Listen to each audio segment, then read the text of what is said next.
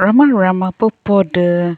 Hope all are in good health, feeling wonderful, great, having a happy and peaceful life. Now let's continue with the devotee S. Cohen. 3 years of austere sadhana followed. He started going on the 8-mile circuit of the hill every alternate day. On being asked why, he told me, during those 3 hours of walking around the hill, there is no thought, only self attention.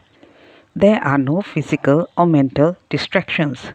The holy hill helps you focus attention on yourself without volition and with greatest ease. This helped him strengthen his inner silence and solitude. When external activities started attracting and distracting him, he went to Bhagavan and said, I want to intensify my sadhana. To do that, I want to go on a yatra, a pilgrimage. Bhagavan asked him if he had made any arrangements for it. Cohen replied, Bhagavan, I have not made any arrangements. I am going as a sadhu. I will dress like an Indian, eat vegetarian food, visit temples and sacred places, keep myself secluded, focusing my attention on myself. Cohen toured all over South India. He visited many temples. Cohen, like Maurice Friedman, had a deeply questioning and logical approach to spiritual pursuit. Initially, Cohen was very intellectual. The intellect, being the eye of the mind, can take a seeker to a state of perfect theoretical understanding of the self, but it can never provide the seeker even an iota of the taste of it. At this stage, a true seeker gets frustrated and disappointed. He can at the most experience only a vacuum. This produces in him a dry state. The sage recognizes this lacuna and helps the seeker to transcend it. One way is to guide the seeker to go on a pilgrimage. During such travels, the seeker gets ample opportunities to recognize within himself the actual moment from theory to practically experiencing the truth. Bhagavan helped Cohen to achieve this transcendence by approving his pilgrimage across South India. This brought about a tremendous change in his spiritual life.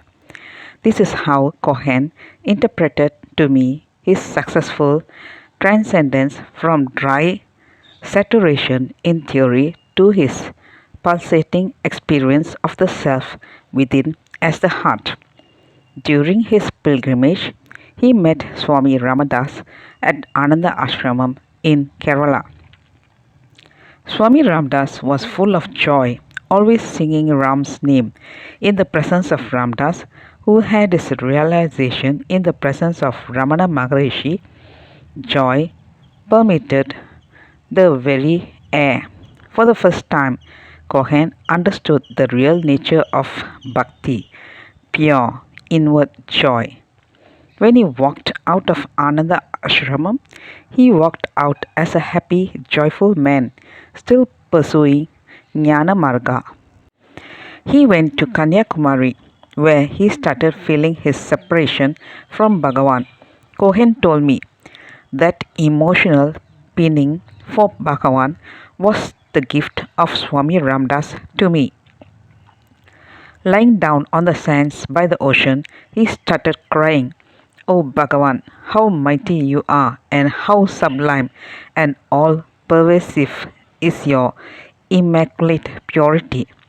With what tender emotions do we, your disciples, think of your incomparable qualities, your gentleness, your serene, adorable countenance, your cool, refreshing smile, the sweetness of the words that come out of your mouth, the radiance of your all-pervasive love and your equal vision towards one and all, even towards deceased stray animals. Thus, pining for his guru, he came back to Ramana Ashramam. he started noting down the conversations and dialogues between Bhagavan and his devotees. Since taking notes in the hall was not permitted at that time, he would memorize whatever conversations took place there and then go to his room and write it all down in his notebook.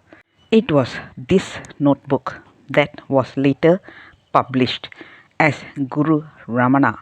He was also the only person to note down in his diaries the last 2 years of Bhagavan's illness.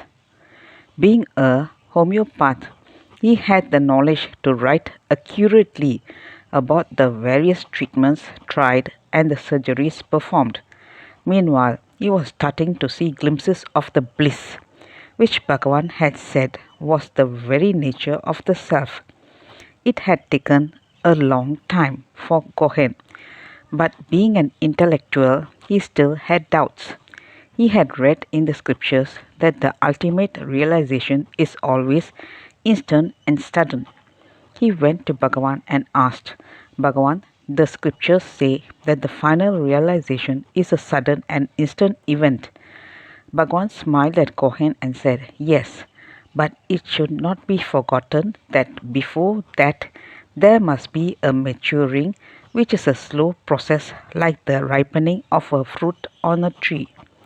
He records, as on April 12, 1950, 2 days before Bhagavan dropped the body, it looks like we are on the eve of doomsday, the eve of the day on which we are destined to be deprived of everything we hold worth living for, our refuge, our love, our hope, the greatest treasure, the precious life of our great master Maharishi, is still conscious and at times speaks, but till the last he asks for nothing, expresses no opinion on what should and should not be done for him, does not complain of any pain except when lifted or touched on a painful spot, then and then only, as if to give a piece of information,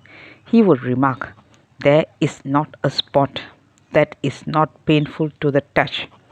Then the attendant takes greater care in handling him, especially today when the pain is so severe. After Bhagavan dropped the body, there were a lot of quarrels and feelings of enmity towards the management. Most of the old devotees had left. From 1950 to 1951, the situation was so precarious in the ashram that there was no breakfast, tea, or coffee, only lunch and dinner.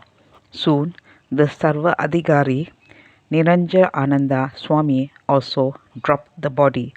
My father became the next president. He did not know English. Cohen supported my father by writing the many letters and defense affidavits required for the numerous legal cases against the ashramam. Let's continue in the next chapter. Thank you. Bye bye. Rama Rama Pupoda.